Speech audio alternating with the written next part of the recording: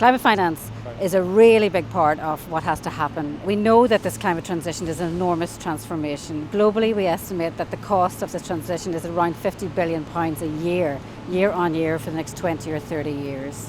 One of the first things that we have developed is what we call our mini Stern report. This is a study of a low carbon future. It's a roadmap for Belfast. And what we've done, we've looked across the city where the carbon is and how we are going to decarbonise and how much it's going to cost us. So what our report is telling us is that we need to focus on the retrofit of our buildings to an advanced low carbon standard. That's both our domestic side and our commercial and industrial buildings, and to decarbonise our transport.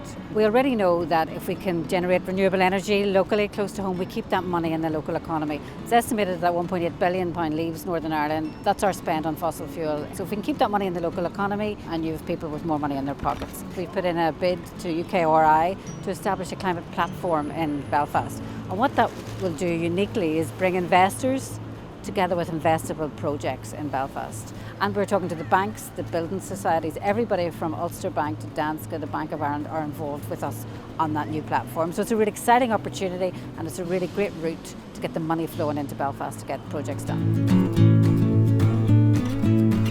There's such a degree of change coming, and that gives great scope, great opportunity to do different things.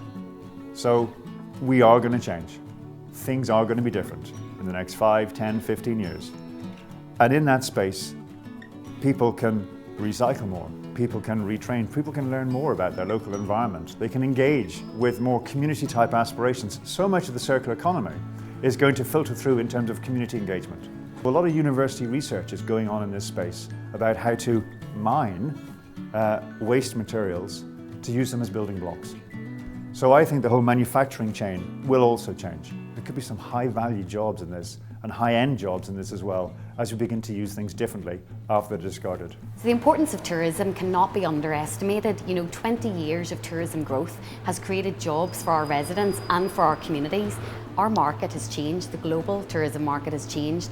Event organisers want to go to responsible destinations.